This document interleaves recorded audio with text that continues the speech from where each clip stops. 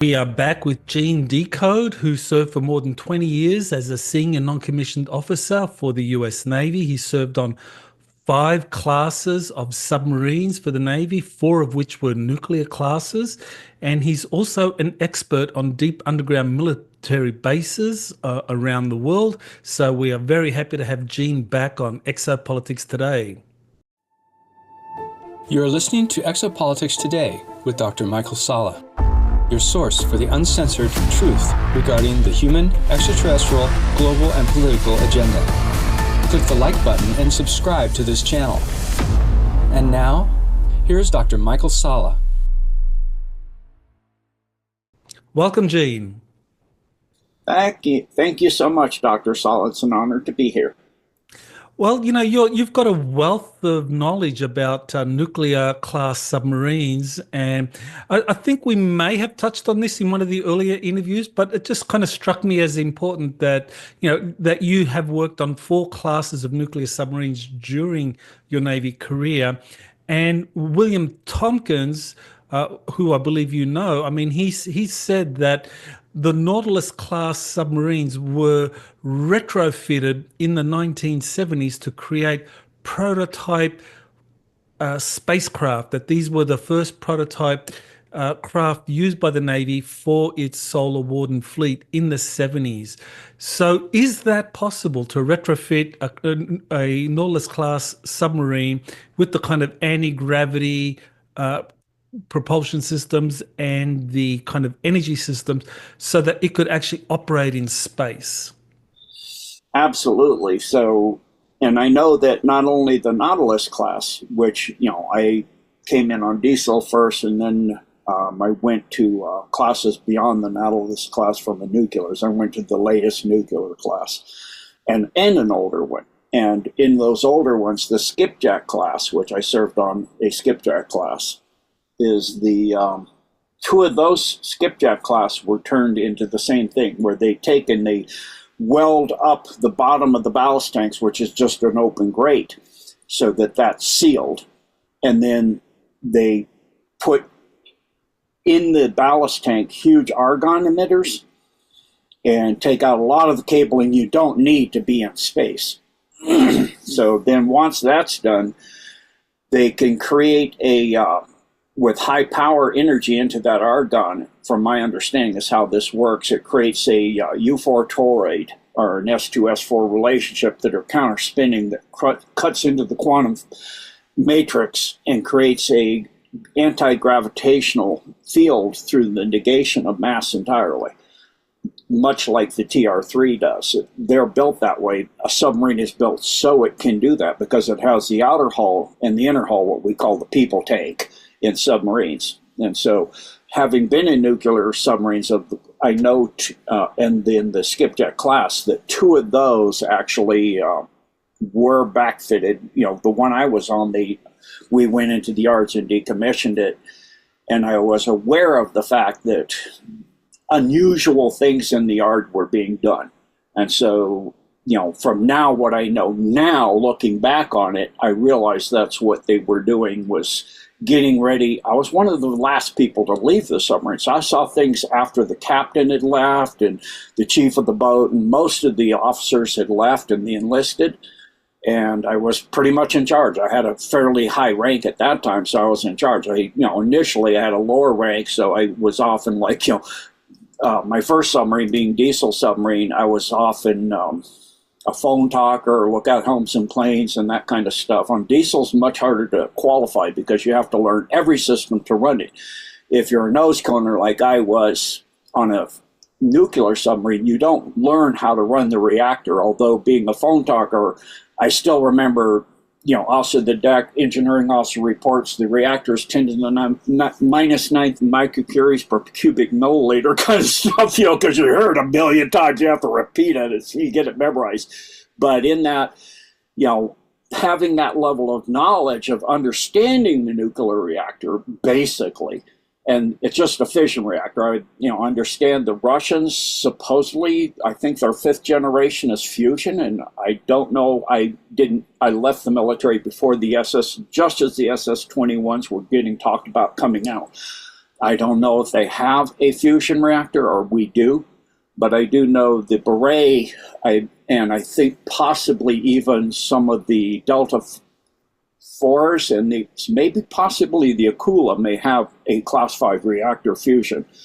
And I do know that the Beret is much like Hunt for Red October, where they have an alternative drive system that is an impulse like a jet, where it uses the water as a jet, and it's nearly because of that undetectable, because one of the primary things of detecting a submarine is detecting the screws turning. It makes a frequency that you can pick up in the water, because anything rotational will create a solid continuous frequency, and it's almost impossible to completely eliminate that. Well, without a screw turning, now there's nothing to pick up on that. So, I know that back to where we started, the skipjack class and almost all of the Nautilus, 2 skipjacks and almost all of the Nautilus were decommissioned and backfitted to be going into the Solar Borden fleet and being used as essentially spacecraft.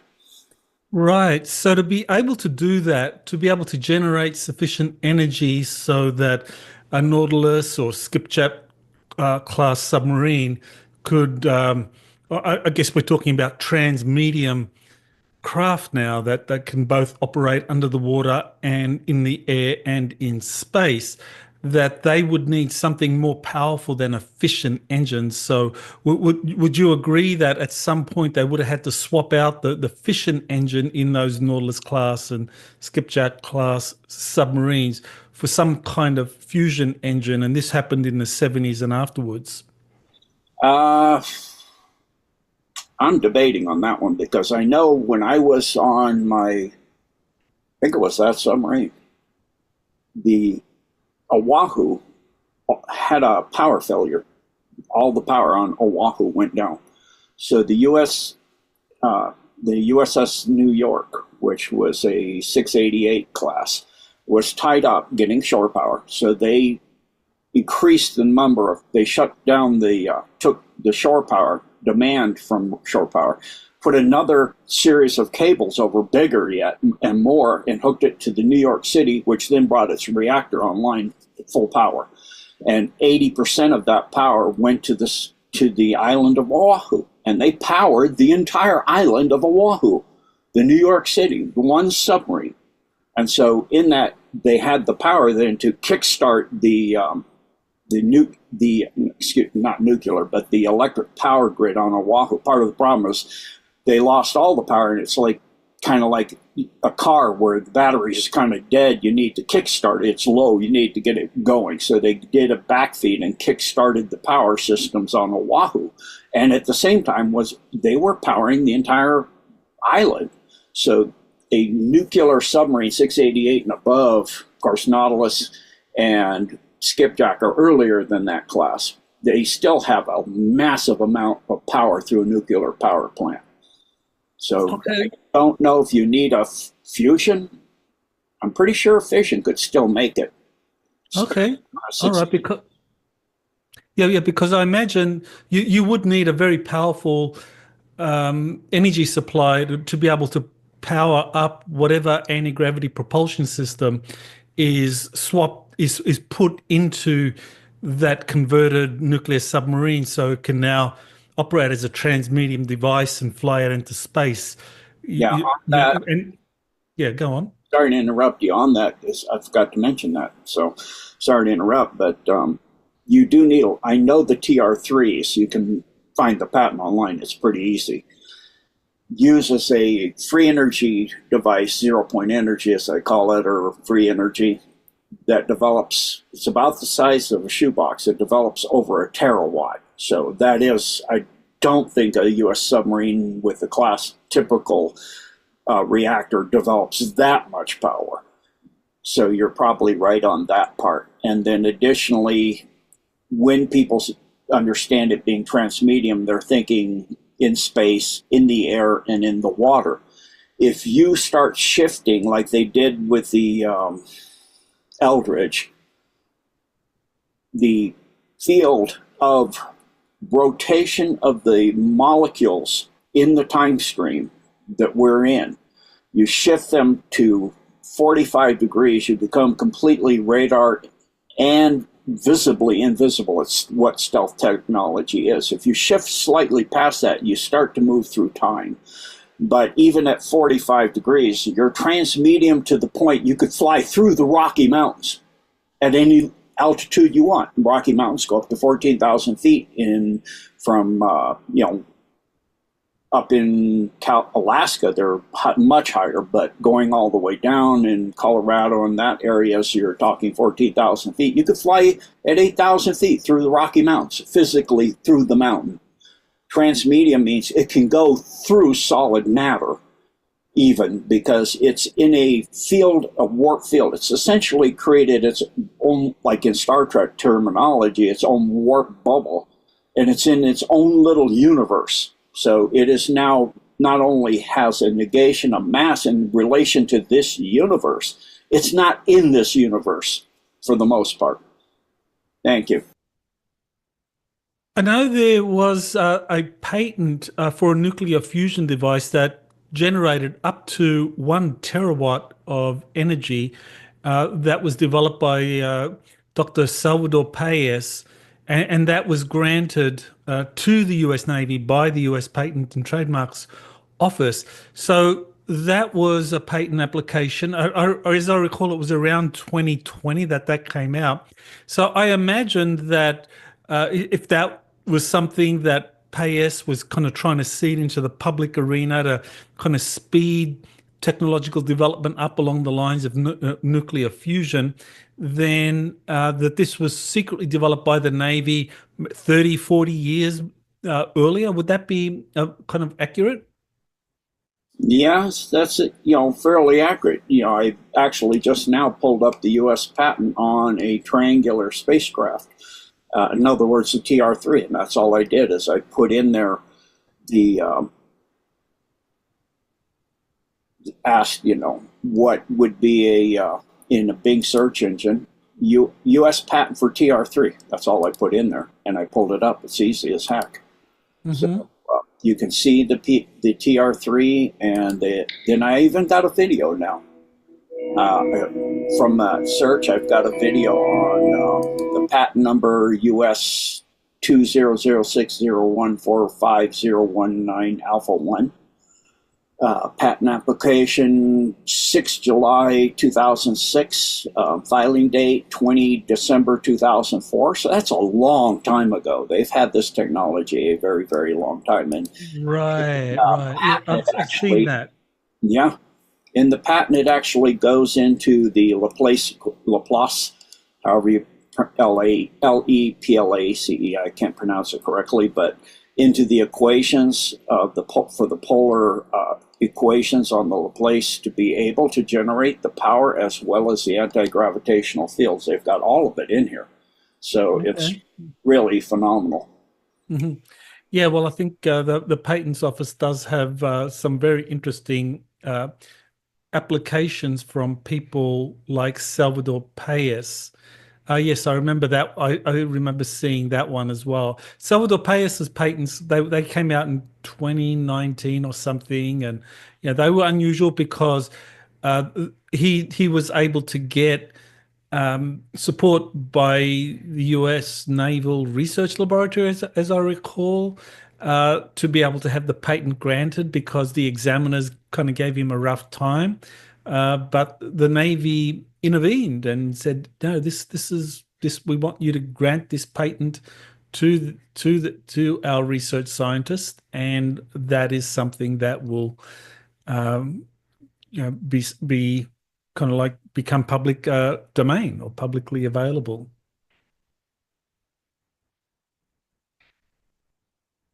Okay, I see something there. You want to talk about what you're just showing now, Gene? Yeah, so you can see here, I put in Salvatore Pais in the search engine. A U.S. patents by Salvatore Pais. Since you mentioned him, I just said, okay, let's just research by his name, 2016 worldwide applications. Mm-hmm. So that's now worldwide, Salvatore Cesar Pais. And you can see the two hulls with the energized field in between them. Not entirely like a submarine because it's not in the back area. And then it just goes into discussing it and the background and the four known fundamental forces that control energy, strong nuclear, weak nuclear, electromagnetism, and of course gravity. And then it goes into the disturbing, creating fluctuations in the quantum field to create anti-gravity. So it's, pretty basic stuff, and goes into the field equations and things you need to create the amount of different energies you need to be able to do this. And you can see, just like you're saying, they're talking about the energy fields and the standing Coulomb force and the spinning axial rotating, like I was mentioning earlier, fields in order to do this. And then they're even talking in what order of frequency that they're using. That's not very high frequency, by the way, but relatively speaking from what I'm used to dealing with. But you've got all the field equations, everything in here, and explain how to do it. So, yeah. Yes, his patents, I think there were 5 of them that he put out from that period, from 2016 to 2019 or 2020, that covered a range of kind of like advanced technologies. I think there was that quantum bubble that would be generated in front of a craft, and the nuclear fusion reactor, and I think a room temperature superconductor as well for storing large amounts of energy. So, I mean, I don't think these were patent applications that just kind of came out of nowhere. I think he was given the green light to release some of the stuff that the Navy had been using secretly for 30, 40 years in its classified programs, probably on some of the more recent nuclear submarine classes. Yeah, like you're saying, you can see other patents that he's referenced here that are cited, and this is 2 or more here. High energy electromagnetic field generator right there. Mm-hmm. And that's 2015. Yep, there you go. Fascinating. All right, so there's a whole lot of kind of like advances made through nuclear submarines, but this takes me to something that, and we can segue here to Donald Trump and his recent election victory. And one of the things he said in his inauguration speech for 2017 was that he said that he planned to harness the new energies, industries, and technologies of tomorrow.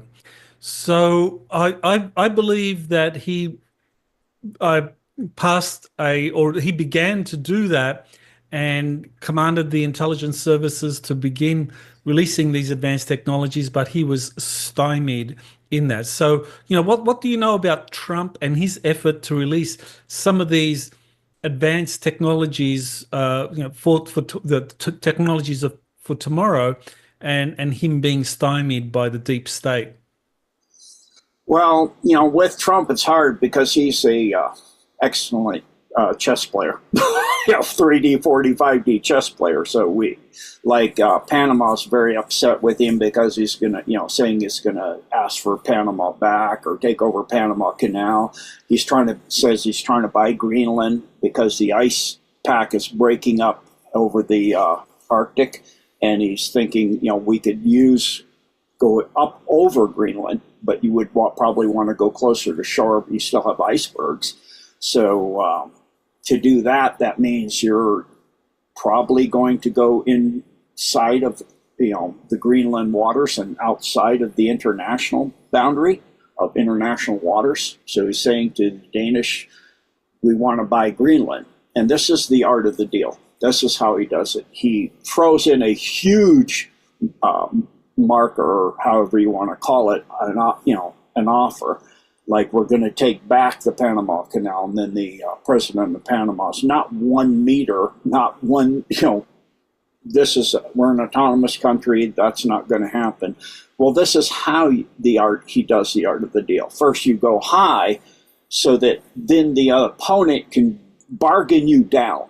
If you go to where you want to be and you get bargained down, you get less than you want. You go way above what you want. I used to do this when I was stationed in the Philippines on that diesel submarine. And I would go into the markets, and being an American, but I spoke Tagalog fluently, the girls that I, knew me in around the market would, talk to me, and, I would barter with other, shopkeepers, and how much you pay for this? They go, I can't get it that cheap. How do you get it that cheap? I go way, I want it cheap. So I'm not the one trying to buy something for, or to get it for a low price. I don't go high. I go extremely, incredibly, ridiculously low. And then I let the person bargain me up. And so they feel they've gotten me up a lot further, but I'm actually cheaper, less expensive than the locals would buy, because I'm an American. They will know I'll be coming back more often and I'll buy more. So it's the art of the deal again. You bargain off, and then the last thing is you turn and walk away from the deal, and they come chasing after you. Okay. And this is what Trump's doing. He's a businessman. He knows how to make a deal and how to bargain. And so the same thing goes with these technologies and the deep state is, you go high, say everything, and then they get upset. And the same thing, if you constantly mislead your adversary about what you're doing and where you're doing it, it's the art of war. He also understands the art of war, where the deep state, from what I can see, I didn't think they were this stupid, because they've been brilliant for millions of years. They don't seem to know the art of war anymore, or maybe the ones that were brilliant are all gone, and we've got a bunch of figureheads that aren't very intelligent, because they don't seem to understand the art of war at all. And you always make your enemy think where you are, and that's not where you are. You're somewhere else. You make them think you're strong when you're weak when you're strong. You're going to attack in a different area than where you're going to actually attack. It's like in World War II, they actually had a guy with a briefcase, a body of a guy, I think it was a colonel or lieutenant or something like that, that was handcuffed to his arm, that washed up on the shore with the plans for the landing in Europe, but it wasn't at Normandy. It was in another location, and the Germans got that body, and they said, oh, this is where they're going to go. So they actually got classified documents that were incorrect to the German military so that they would go somewhere else. And this is what I think Trump is doing, the same kind of misleading things on the technology. I think we will see these high-end technologies, like the one you mentioned here by Salvatore Pais, the high electromagnetic field generator that can obtain 10 to the 24th to 10 to the 28th watts per meter squared and beyond. That's a lot of power. So going vacuum energy fluctuation, or in other words, probably the, I think it's called Cassini, if I'm remembering, or Casimir effect. The Casimir effect, yes. Casimir, thank you. Right. So Donald Trump, then, you would agree, during his first administration, did start out with the intention of releasing a lot of these advanced technologies that had been used in classified programs, but that he was stymied by the deep state. My thinking is that, well, he's going to do the same this time round, but now he's going to be in a much stronger position because he's got people like Elon Musk working with him. But what do you think about that? Well, I think even his first term and his second term are all part of the game. People say, I hope he doesn't do what he did in the first time. I think the first time was to make the world and the deep state think this is who Donald Trump is. And then his second term, which the Democrats are melting down saying, Elon Musk is the president, all of this stuff. And he's, the recent budget and all that is, Trump's forcing us and Musk is forcing us. It's not January 20th. You mean to tell me he is the president? He's forcing them to do things now. but he's not yet sworn in. So then he has been, like Derek Johnson has said through the Law of War 11.3 manual, he has been the president. That's why when he was in court cases, he said, I am not the president of the United States. Correct. I am the president of these United States, a different place. So he has been the president. And so I feel that, showing he's weak in certain areas in his first term, moving behind the scenes in his second term, now going to his third term, because it's not president for the corporation. So it's a different place again. It'll be a second term for the corporation.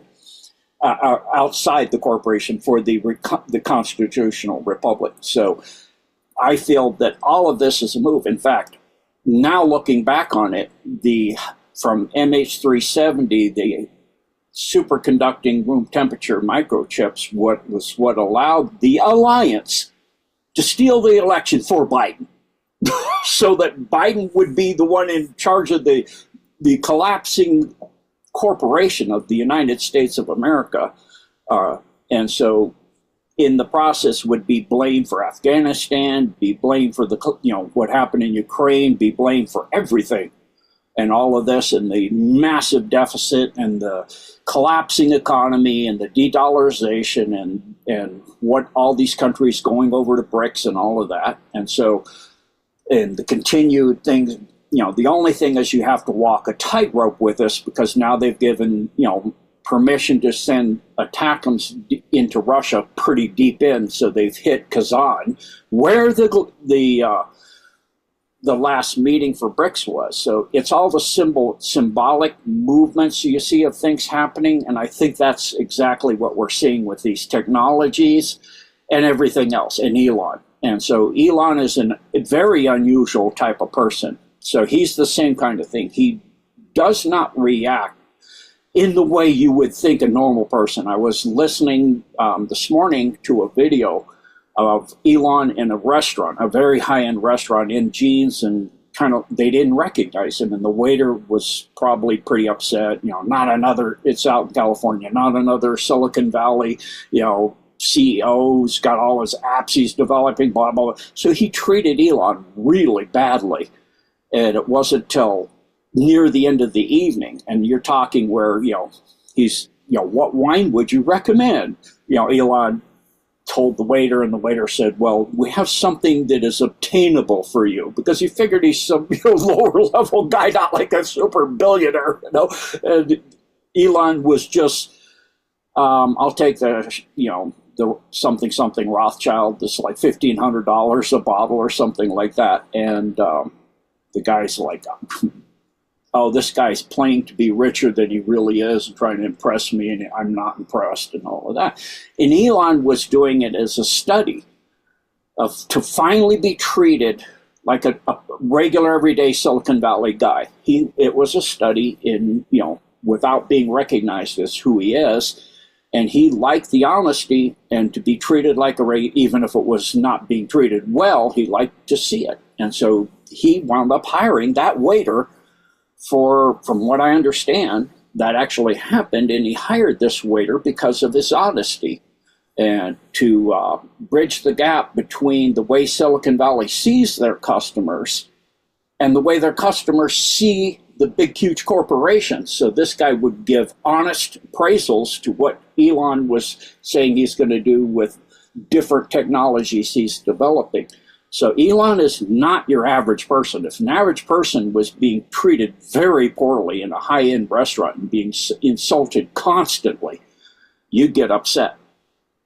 But he didn't get upset. He just was finding it humorous, finding it an excellent time of study in how human behavior and other things. And a whole table of other Silicon Valley high-end people were like videoing it with their cameras and all of that, and putting it out online live and all kinds of things at the time. And their jaws were dropping that he was so calm.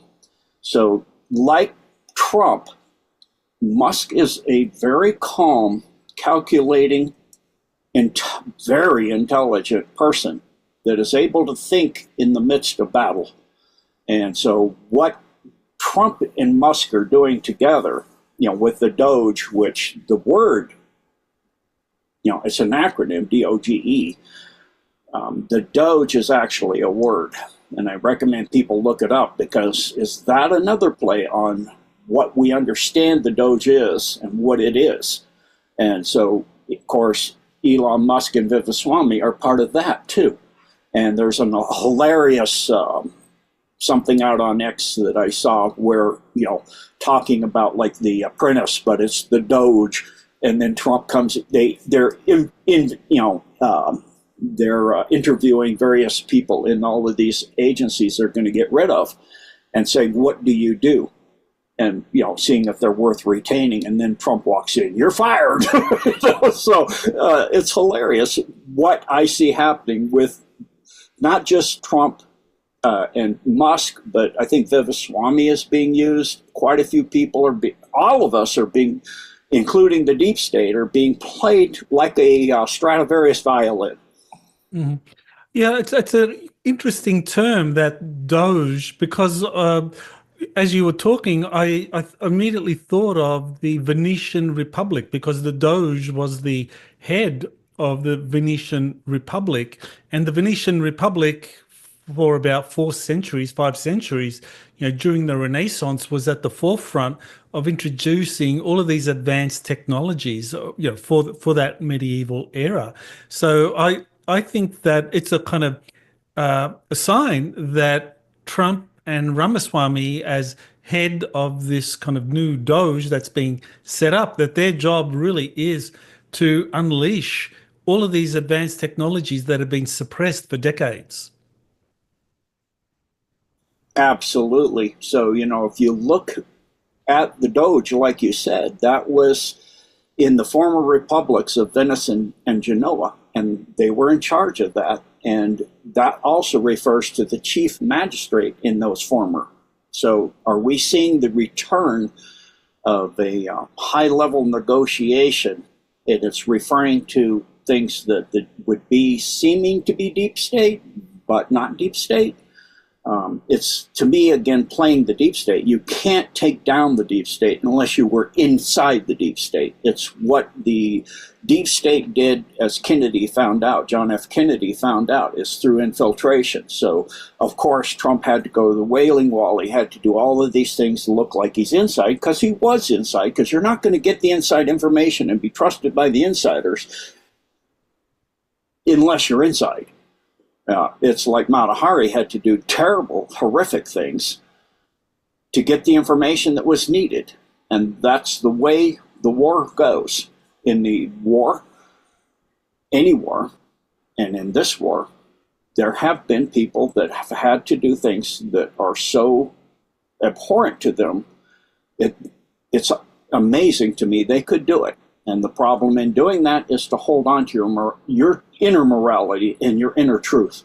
And so I have to recognize those heroes. We will never know their name, I'm sure, some of these people that have done things in the DOMS and done things in the deep space programs, like been in the Dark Fleet and come out and done whistleblowers, and the whistleblowers that are coming out for the things they've had to do and the courage they've had. It's humbling. Yes, I agree with you. I think that we've got a lot of heroes, a lot of people that have come forward and talked about the secret space programs and the Dark Fleet and so forth. Well, that kind of leads me to this next question I have, which is this surge in drones that are being sighted, not just in the US, but around the world.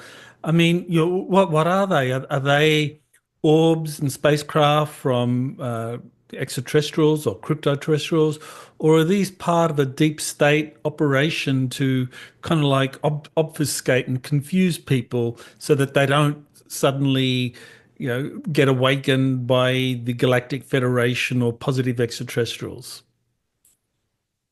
So, in evaluating these kind of things where they completely rebrand something, it used to be UFOs. Then they completely rebrand the name that we've had for decades into UAVs. They use that a very brief time comparatively speaking to what was called before, and now it's called drones. Really? Would you go millions of light years across space and you'd fly drones over military bases and all of this stuff? Come on. It's not as they have said, it is not foreign. In other words, in the United States case, it's not from off-world, that would be foreign. It's not from another country, that would be foreign, which means it's ours. They have said it's not military. Well, when they say it's, are they referring to all of them or some of them? I feel it's some of them, because if you go to an Air Force base, I have one close to me, if I go drive by the road on the back gate, take a left and go out on the dirt road with my 4x4, and I'm driving along that road, they're going to show up. I'm not even on the base, and I'm not even flying a drone. If I were to park out there and fly a drone, my drone will be blown to pieces and I'll be picked up really quick. That is restricted airspace. You're not going to fly as a civilian drones over U.S. military bases. We know there have been craft that have gone over various nuclear missile facilities all over the world and made the nuclear missiles, the uranium, into gold. They said, you like gold? Here you go. You're not going to blow that up, though. So you're not going to blow yourself up with that. So they transmuted the uranium into gold. And so is this what we're seeing? I doubt it. I feel that I know that it's, or at least I have read reports, I haven't verified if this is real, that when the Soviet Union fell and Ukraine was given autonomy, the Soviets took back their missiles. They weren't Ukrainian. They took back their nuclear missiles in Ukraine when it was part of the Soviet Union to Russia. And there are supposedly 80 of them. And it's somehow one of these 80 warheads apparently has wound up in the east coast of the United States. How? Why would it be going through there? I don't know. It makes no sense, but that's what people are saying. If it doesn't make sense, it's probably not true, but you could have some missing either uranium or plutonium. In nuclear warheads, you do have a small amount of plutonium in a canister sometimes. It's like when I was on a nuclear submarine, I said, what if that breaks? Because I was, part of my battle station was upper level missile coordinating with the guy in the bottom level, 1, 2, 3, turn on your key to arm the nuclear missile, so it can launch. And so I'm arming the warhead part. I'm like, oh, this is great. I'm really tired. I have no clue what I'm doing up there. It's like, so in that, I knew there was a plutonium canister in that thing that I'm turning a key on. I'm like, so I asked the nuclear weapons officer, the lethality, from my understanding of plutonium, is pretty massive. I go, what happens if somehow I were to break that canister? And he goes, you have time enough to do one thing. I go, put out the word? No, not worth your time. It's like, what? Because in an emergency like a fire or something in a submarine, because it's contained within a closed airspace, it gets hot fast. Because if the temperature rises, pressure rises, so you always get the word out before you try to fight it yourself. So you get the word out. He goes, no, just bend over, grab your knees, and kiss your butt goodbye, because that's all you're going to have time to do. I'm like, oh my goodness. So there is nuclear materials. You've refined uranium and some plutonium in nuclear missiles and sometimes other elements of nuclear variety. It hardly takes a very tiny amount to create a bad situation. And there is a document that came out on 4chan. I wasn't prepared for this question, so I don't have that document pulled up. Redacted showed the document that came out, that part of what they're going to do is to create a scare of nuclear material. Well, we have this supposed warhead that's missing, or some other nuclear material that was in a crate or something in the East Coast, in a port that went missing somehow. How, that doesn't make sense to me. But that's a way to get people terrified, and to have drones that would be out at night, which is when you would need to do that, to find that nuclear sniffing, ability to find that nuclear material, because a very tiny amount is very, very devastating. And then they could do like a COVID kind of thing where they come out and say, like during the 19 days, we have to lock down this whole region and all that. So it's the beginning of that. You could also say they could use that as a way to then increase it and go full scale, saying, oh, well, this is a world level situation. It's been tracked and contaminated out. We don't know how far. So a way to get into a new world order, a one world government through the WHO, which has already put it forth laws to say they can come into a country and lock it down, and for public safety and all of these different things. Then additionally, you have Operation Bluebeam, where they fake an alien invasion with drones. I don't think so. Elon Musk put out a X post, was hilarious. I showed it on another interview. It's since left, so I can't show it now. But it was just like when submarines were taught in various schools. When you look out the periscope, you have to be able to see a silhouette and recognize it immediately. Is that a Beret? Is that a Delta IV? Is that a Charlie II? So you look out through the periscope and you see on the horizon just a profile, and you have to be able to recognize. So they had all these profiles. So it was like an F-16 and a B-52, and it's drone, and a little tiny plane with 4 propellers with a wing on top of the fuselage. It goes, Iranian mothership. Well, why is they're calling it drone and mothership? Well, we know from the movie 4th of July, the motherships, you Tavistock Institute, long-range precondition people to have fear from certain things. Well, drones and motherships. So now they're heading that way. That tells me the deep state is using this narrative to test the humanity, to see the fear level when they say there's drones all over the world. And it's not happening. People all over the world aren't freaking out. A lot of people are. I watched an interview with Dana Harvey, something like that. Some Saturday Night Live guy, I can't remember his Dana. He played the church lady, and talking about this drone situation. And the average person, that's an average person for me, he had hardly any clue of it. And again was saying, why is it being called drone?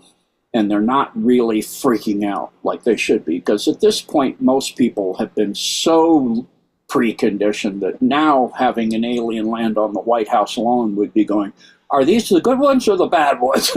They're not going to freak out like in George Orwell kind of way where everybody gets terrified.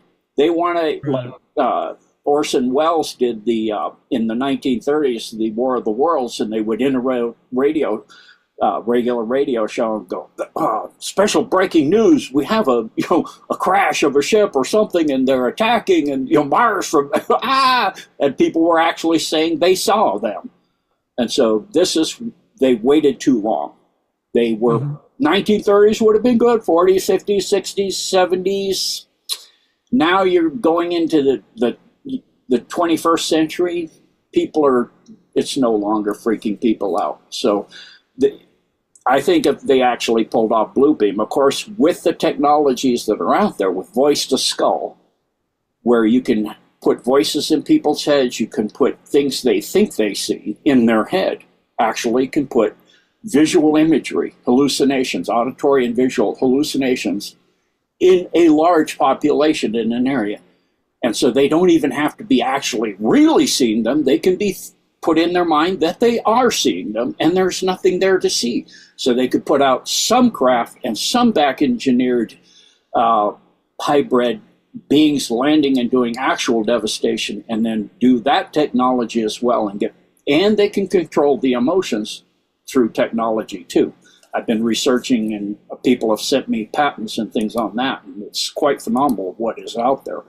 So I think that's what this drone situation is about, is testing how much technology they have to use if they do Operation Bluebeam. Well, I just wanted to kind of ask about sightings of drones coming out from the ocean, that there've been a number of reports that these drones are emerging out of the water, suggesting that they are these transmedium devices. So I agree with you. I don't think they're Russian or Chinese. So are we talking extraterrestrial? Are we talking about deep state? And also, are these coming from some kind of deep state base under the water? Or are we talking kind of like an underwater civilization? I feel, again, the best answer usually is all of the above. I know pretty much every U.S. Air Force base and darn close to every naval base and most Army bases have a dumb under them. And again, these craft can literally, they don't even have to go into a hangar or like a landing deck on an aircraft carrier and go down an elevator, a flight elevator. They can just go into the ground through transmedium, and again, in other words. So I feel it is the alliance of the Federation, as they call it, of the non-terrestrials, are also using this event to be able to intermix, to bring down the fear, to dial it down with the orbs and other things that are not deep state. But the deep state is trying to spin it up, and again, to see how far they can spin it up, and if they can't spin it up, to use the various technologies they have, and these patents are very old. So mass mind control with silent sound spectrum, what they call SSSSS. So 1956, hypnotic inducer. 1958, apparatus for producing visual stimulation, apparatus for producing visual and auditory, nervous system excitation, so you can make people freaked out. Method and apparatus for improving neural performance in human subjects by electrotherapy, super soldier kind of stuff there. Hearing systems. So they have a lot of these technologies that they've had. I mean, we're talking 50s and 60s here and 70s. That's a long time ago. Mm-hmm. Well, one of the and you've actually mentioned that there are as many as 500 DUMBs in the United States and 5,000 worldwide. So yeah, that would, and as you said, virtually all the military bases have DUMBs underneath them, and I think that would actually fit. Now, as far as overseas DUMBs are concerned, well, one thing that really got my attention was in this Syria conflict and the collapse of the Assad regime over there, was that Israel took over Mount Hermon on the Golan Heights, and I'm sure you're aware that in the Book of Enoch they talk about the 200 fallen angels landing on Mount Hermon and then eventually corrupting humanity with all this advanced technology. So my view, and I've spoken to some others, and they agree that underneath Mount Hermon is an ancient dome with this kind of like fallen angel or Anunnaki technology. So, yeah, do you know anything about that? Yes, this is something I have studied and had some exposure to. So, of course, my take on Göbekli Tepe is the reason it was buried is that's exactly what it was. It was Anunnaki, fallen angelic. So you look at Anunnaki, you're talking the primary individuals being involved are Enki, Enlil, those types. Good cop, bad cop. Some people think Enlil or Enki one was the good, one was the bad. It flips depending on what story, if you're going from the Sumerian or some translation of that. You have different translations of the Sumerian scrolls. So you have the man who wrote, what was his name? Sitchin? Yeah, Sitchin. Thank you. And I heard another one that said it had some things mistranslated, and the Sumerian king scrolls and the technologies, and talking about who and what Enki and Enlil were. So from my understanding and study of this, they were Anunnaki, which come from the Nemesis star system that passes through our system every 29,720 years. It takes 4 years to pass through. It went from 2016 to 2020, comes up from underneath the ecliptic at an 86-degree angle, passes behind the Earth, then behind the sun, comes out between us and the sun, and goes back down below the ecliptic. It's what causes the Earth's wobble on its axis at 1 degree every 72 years, which causes the Mazzaroth, or the precession of the equinox. So in that, Enki and Enlil, because when the Draco took over the Anunnaki, they destroyed the planet nearly of Nibiru, which is their main planet, their home planet. And then they have 2 other planets, Helion and Argoda, and then Nemesis, the brown dwarf that passed through our system. Those outer 3 planets, and Nemesis passed up through the ecliptic and then back down over a 4-year period. There's pictures online with setting suns with Nemesis, Helion, Argoda, and our sun in the sky, first in 2016 in the what we call the southern hemisphere, lower parts of Italy as well, but in Australia and New Zealand, and then in 2020 up around Norway, Sweden, Greenland, etc. So in that, when the Draco forced and made the Anunnaki surrender, they were an advanced civilization, but they used nuclear weapons. And so the atmosphere on Nibiru is pretty destroyed.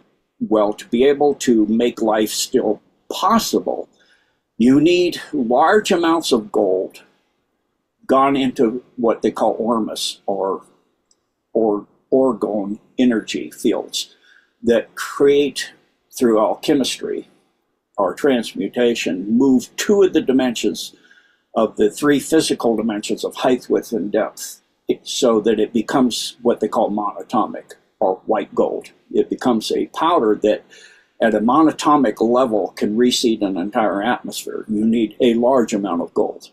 Well, their planets don't have them in their system. Earth does.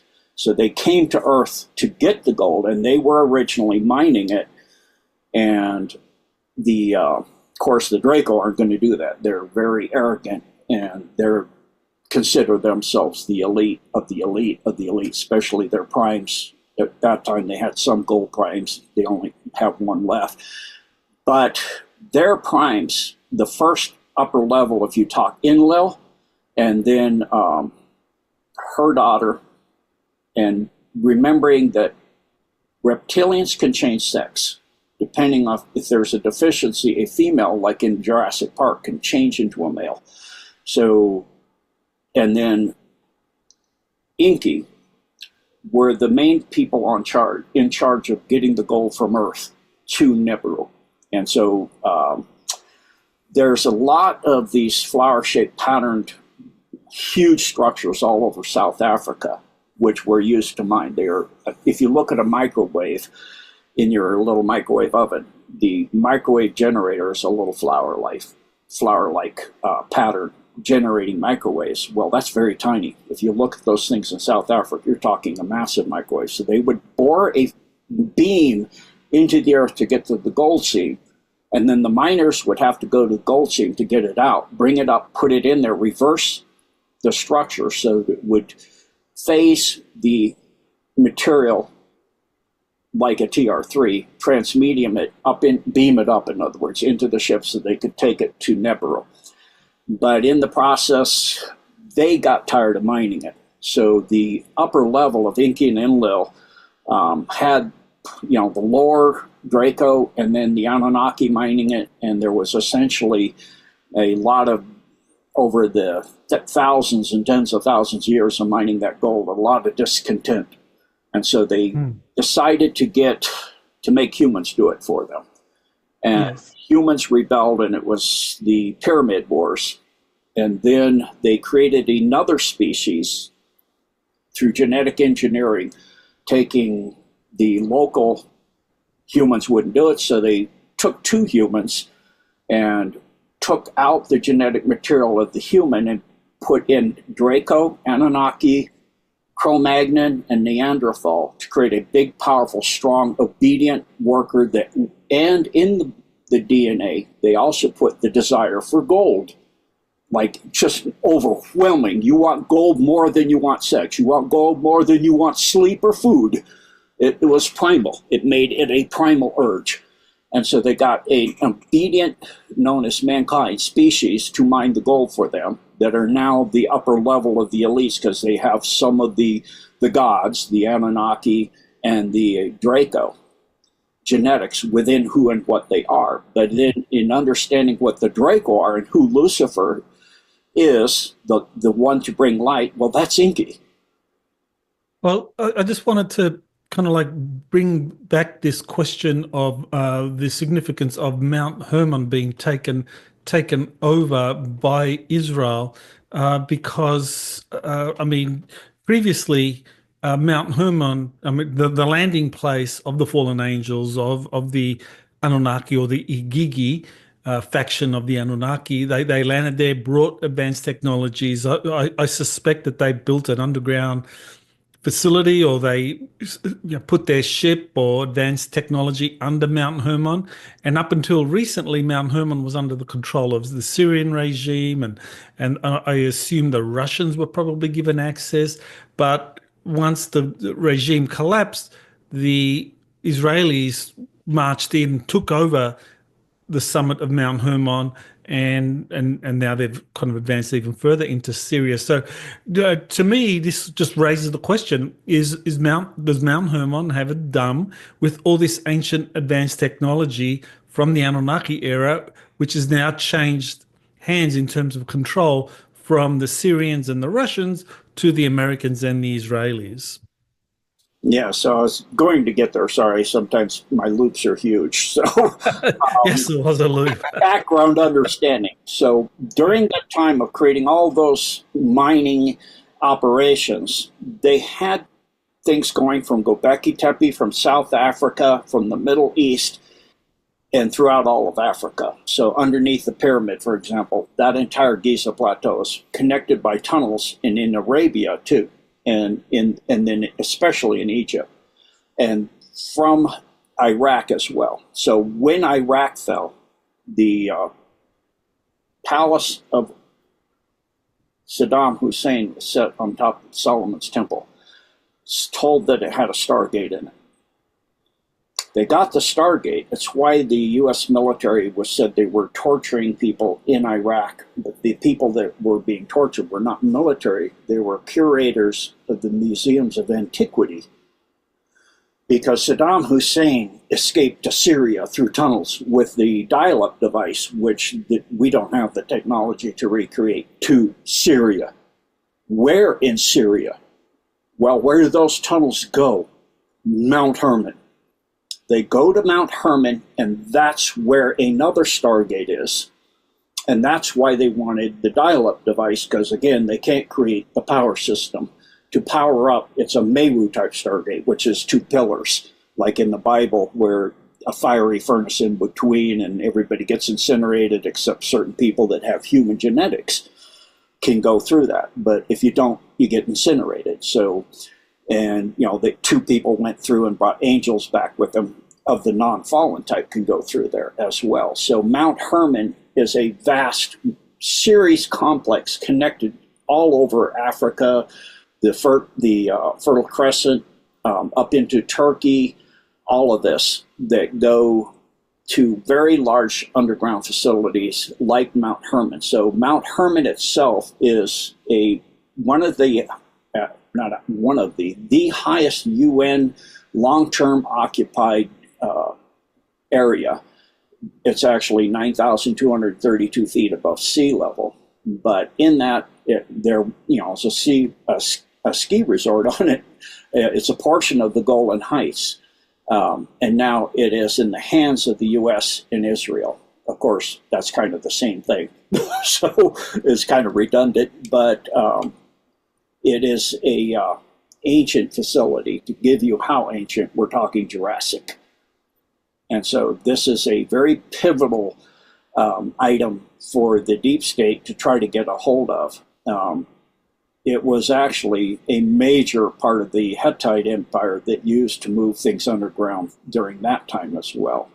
So yeah, that's why people go, have they gotten all the domes clean?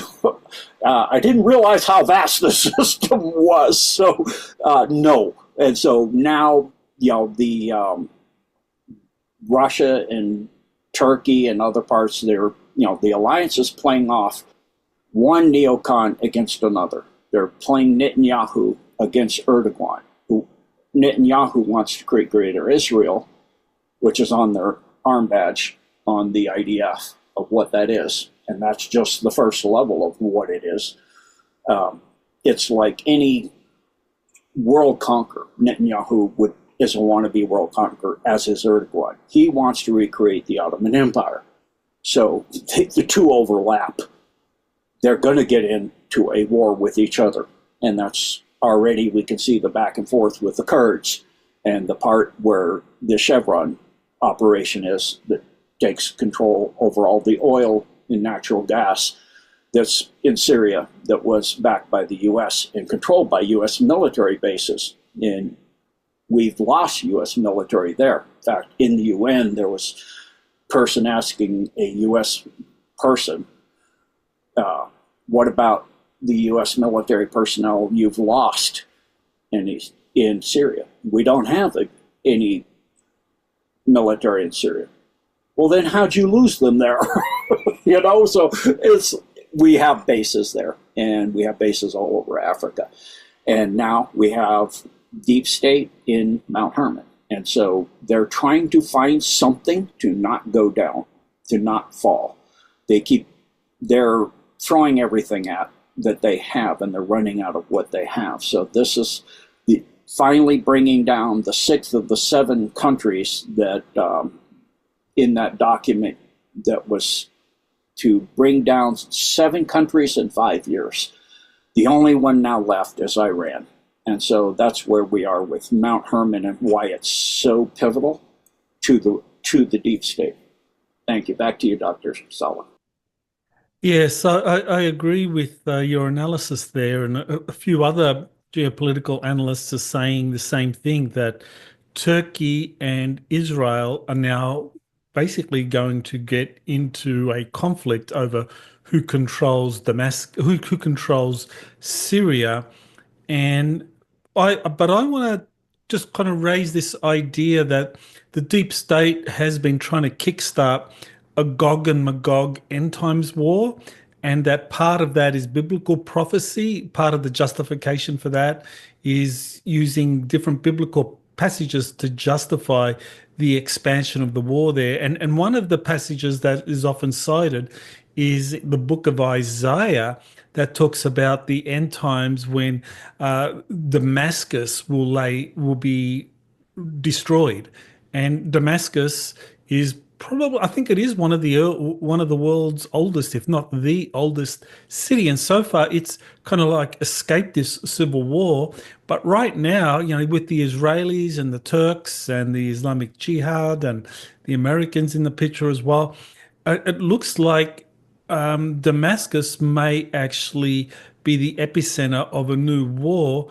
And could that be the kind of like attempt to start a Gog and Magog war, or are we past that danger point? I think the deep state, depending on your timeline, they will create it on the Armageddon line, which is nearby. So that's a choice whether a person wants to go to experience that of a World War III. We know that just after the Civil War, Albert Pike wrote the various battles and wars: World War I, World War II, Vietnam, Korea, Cambodia, Iraq, Desert Storm, all of this, to get us into this Gog-Magog World War III final battle that comes out of the Middle East that pits the Muslims against the Christians and the Jewish people. In other words, the cross and the crescent moon and all of these different symbols against each other. And so that is ancient prophecy from quite a few different places, not just the Quran, the Bible, the Torah, many other. Even if you go into Hindu, you have Ragnarok. Even in Norse mythology, you have all of these different things that talk about an end war. And so it's because it's been envisioned for so long, it will take place. A new envisioning is that we don't have to do that.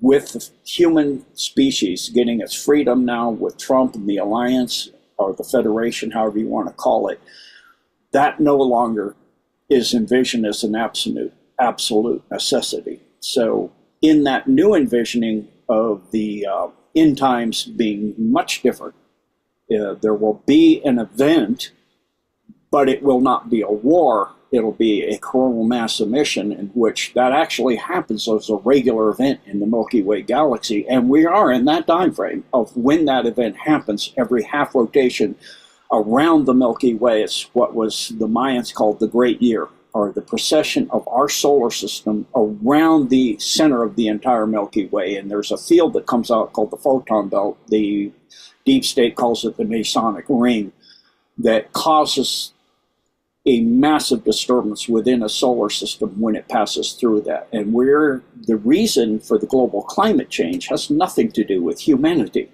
It has to do with the fact of our presence of our solar system already entering the outer edges of the photon belt. It's not like it's 3 days, bam, it's just here and there, and it's 3 days wide. It tapers off like any energy field, electromagnetic field. It diffuses outwards. We're already in that. So that's why, as I stated earlier, Trump's looking at buying Greenland so we can go, because the ice pack's breaking up earlier and the Earth is getting warmer. Hopefully it's getting warmer because we're coming out of an ice age. Where carbon dioxide got to the point plants almost couldn't breathe anymore. So it's a good thing we had the Industrial Revolution and got up the carbon dioxide levels and hydrocarbons in the air so plants could incorporate that in their growth patterns. That means then life can come back. You don't get a vast, one area of Earth warming. It's spread out evenly overall. So if you go back to the Jurassic period of Mount Hermon and that dome when it was created, you're talking about a planet that was tropical from pole to pole. As you can see in Antarctica, coal and fossils with ferns and tropical plants in them. Same thing in Greenland. They're just not telling you. Why is Greenland so important? Same reason Antarctica is so important.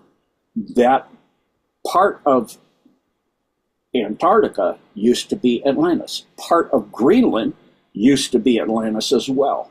And where was the hub of all that connected to? Mount Hermon.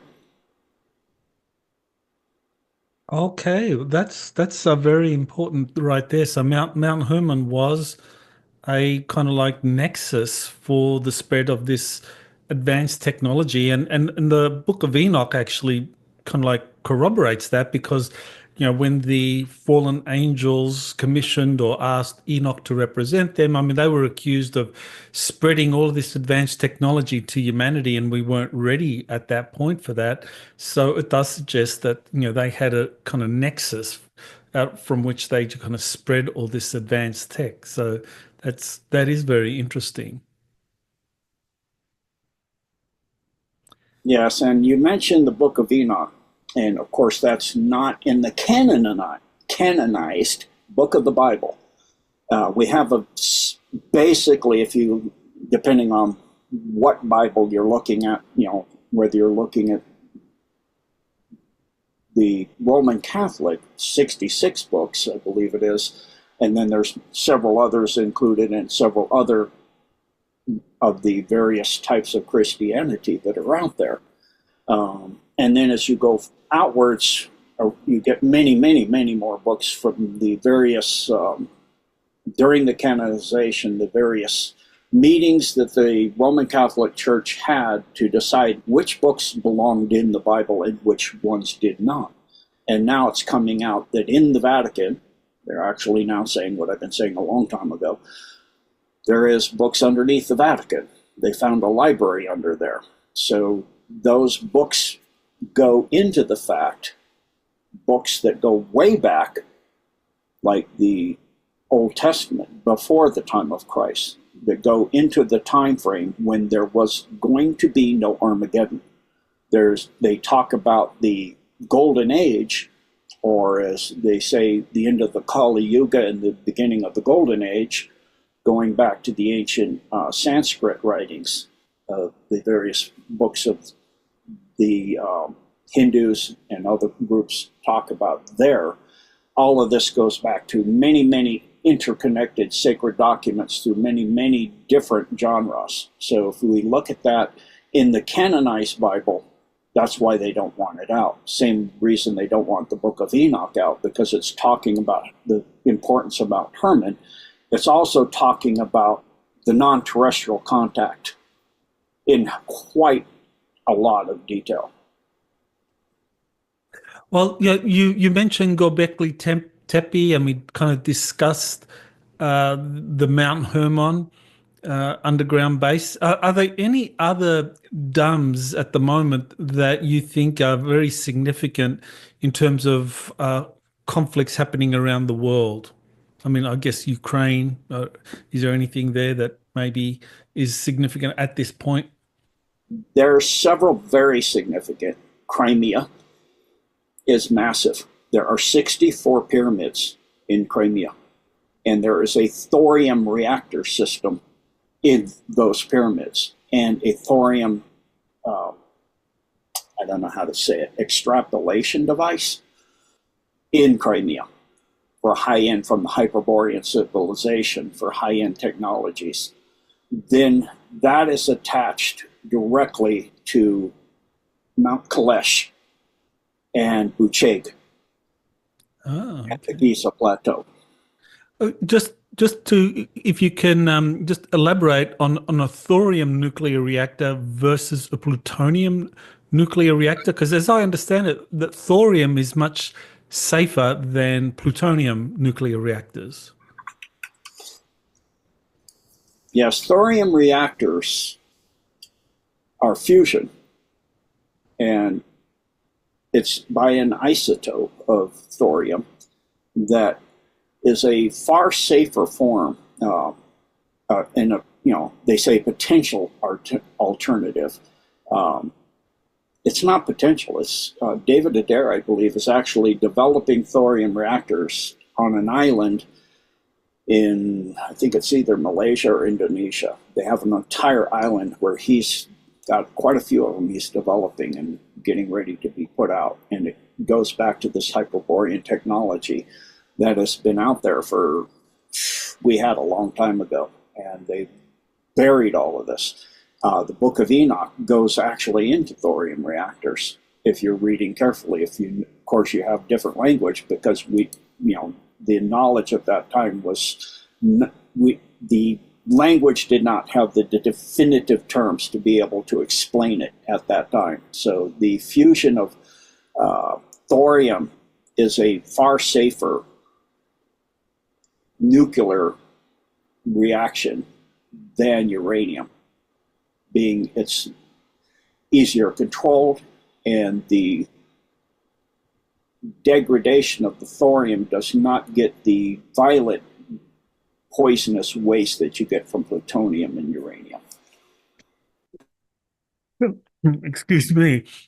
As I recall, and maybe you can clarify this, pardon me, that the Atomic Energy Commission, they deliberately kind of like suppressed the development of thorium reactors in the United States, and instead kind of like fast-tracked plutonium fission reactors, thereby preventing the development of this kind of like safer nuclear energy that, as you said, is kind of like in a way, a fusion reactor. Is that correct? Absolutely. And thorium actually lends itself to heading into what they call low energy nuclear reactions, or cold fusion. It's not cold, but it's low energy, so you don't create the massive heat using thorium-232, which is still fertile for fusion, but it is a much safer driver than uranium or plutonium. It triggers and maintains a much safer field of energy, and it's quickly shut down, easier than like what happened with Chernobyl, where they tried to bring it up cold in a cascade event that got out of control. Thorium, you can bring it up cold in a cascade event, high energy, quick cascade event and not get out of control as did the situation with Chernobyl. Mhm. So you're saying that some of these ancient dams going back to the Hyperborean times and Budge Edge Mountains, you mentioned that, and probably even Mount Hermon, that they may have thorium reactors in there. Absolutely correct. Okay. Well, My information is that we actually have this in the Ukraine decodes that one of the Europe coordinators did in Crimea. They do have thorium systems there. fascinating, fascinating. Um, Now, I think you have talked about space arcs. I mean, have you talked about these being hidden all over the planet or buried under there? I mean, what do you know? I mean, as you probably are aware that I have some insiders or whistleblowers experiences have talked about space arcs, but do you have your own sources that talk about space arcs, or have you remote viewed these and come up with your own information? Yes, a lot of, that is the only other than what's out there is remote viewing. I know of the one that's just northeast of Crimea. There's a space arc in actually a nature reserve, and I'm sure JP has told you about that one. Hmm. Which is everything I listened to that he put out there is completely accurate. There are several of them. One happens to be, strangely enough, near the Giza Plateau. Another one under Mount or inside Mount Kalesh, another one inside Bucheg. In the viewing room as part of that. It's inside the ship, the viewing room that Cinemar is talking about going in there. So these technologies, these ships are powered by, from my understanding, low energy nuclear thorium devices. Fascinating, fascinating. Well, Gene, I mean, we were going to be discussing your new or your more recent paper on the dams, but I mean, it was so fascinating talking to you about these other topics that we've kind of run out of time. But I think we'll have to have you back if that's okay to, actually finally talk about that other paper. I mean, but yeah. In the meantime, is there anything you want to say about what's coming? I mean, in uh, another couple of weeks, Trump will be inaugurated. What do you think? Is this are we entering into an accelerated stage of disclosure, or will it be a very gradual rollout?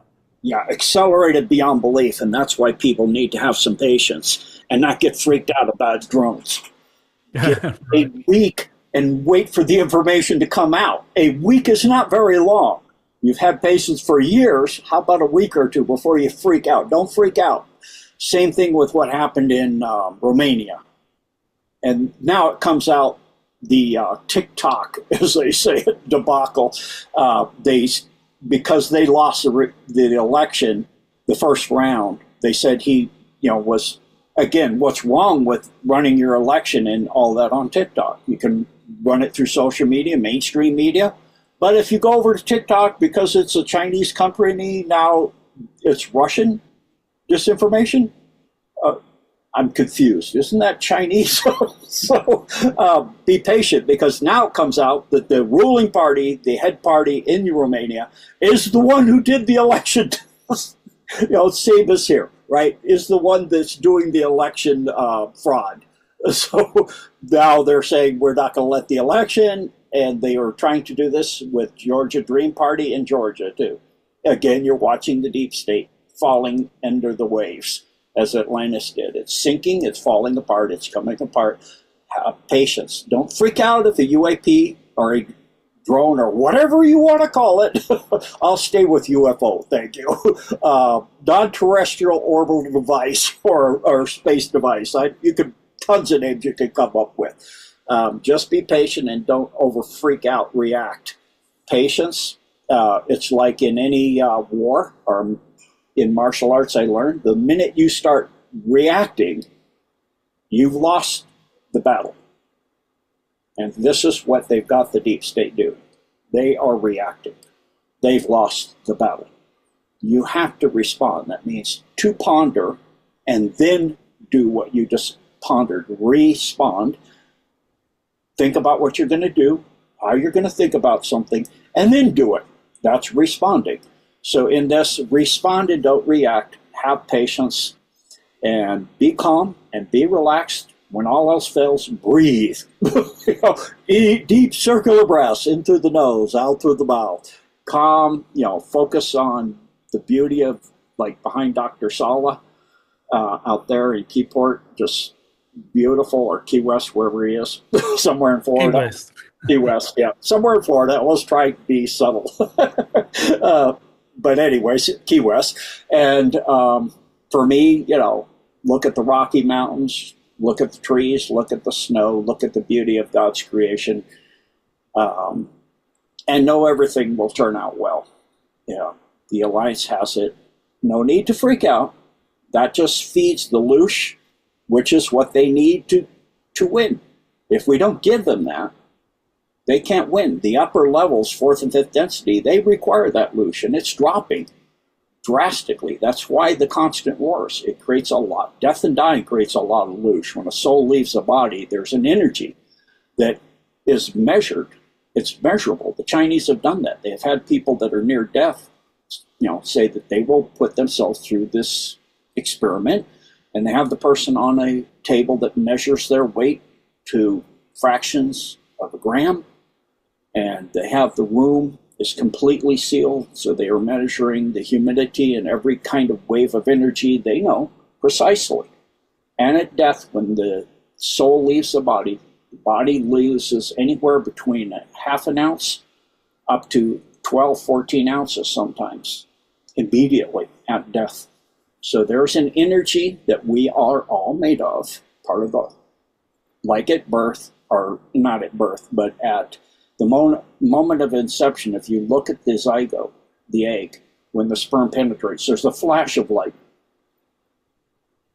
And that's the light of the Holy Spirit coming in. So we're part of the light of the Holy Spirit, and in that, just focus in that light and know that the prime creator or God or whatever you want to call it is a God of beauty. Look at what's behind Dr. Sala and his calmness in all of this, and feel that same calmness. And look at the animals and the birds and all of this beauty and creation, and just remain calm and know it's all going to come out fine. There's going to be, because we let this go too far, a loss of life for some people in some areas and some things. That is war. It's that, like what happened in Syria. It's that and a lot of loss of life, or World War III and loss of all life. You have to, in a war, do the lesser. What is the least, where the good prevails. And in all this, that is where we are now. And we will prevail and come through this. It means that you'll get to see your grandchildren grow up. Otherwise, you wouldn't.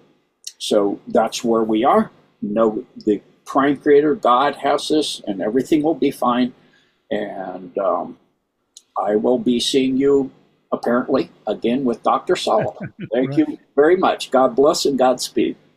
Right. And for those that want to follow up and learn more about Gene, he has a website, genedecode.org. So, Gene, do you have any upcoming events or things that are happening through your website that you want to let people know about? Absolutely. So this is the website.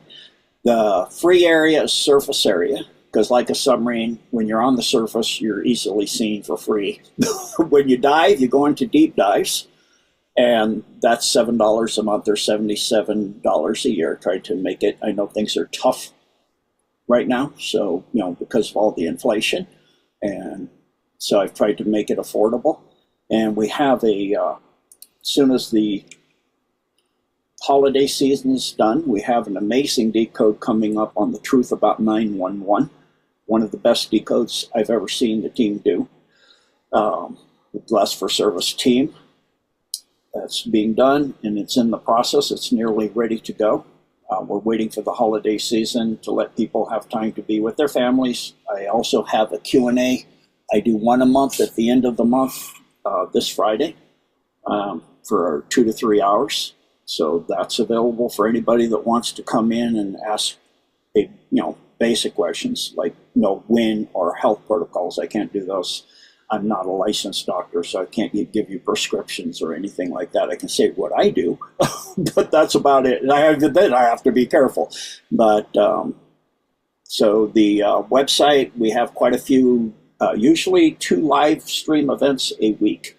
And then usually one of those is a decode. So I will be doing part 2 of what we had part 1 of in January, most likely. Towards the end of January. Dr. Sala showed you I did it with him, a part of my part 1 deep intro, and all my other decodes are on there. I also have one on the Alpha Draco. I'm working on 2 of them right now, one on the ants, did both the negative and the positive, and then one on that also I might combine in that with the mantids. Both being insect, and then I also am working on one with the dorsi and the matri. So those are non-terrestrial groups of the negative alien agenda, and determining which are the negatives and which are the positives. Because within any species, human or any others, you got good and you got bad. And so the same thing goes for non-terrestrials. There are ones that are almost all good, but maybe 1 or 2 are not. There are species that have ascended to 4th, 5th density and beyond, and 1 or 2 didn't go that way. They went to the negative direction. They descended. So in that, I try to put out information that I get through remote viewing, through other means of research and other abilities I was given by God, just to put it that way. And so I can't really go. I was going to, but I was told no. Just now, I get kithed information sometimes from the Alliance and other things like that. Rarely, but it does happen. They say, keep my mouth shut. So, okay, I'll keep my mouth shut. So anyway, that's what's going on. Thank you, Dr. Sala. Well, thank you, Gene, and I look forward to having you on again soon. Aloha.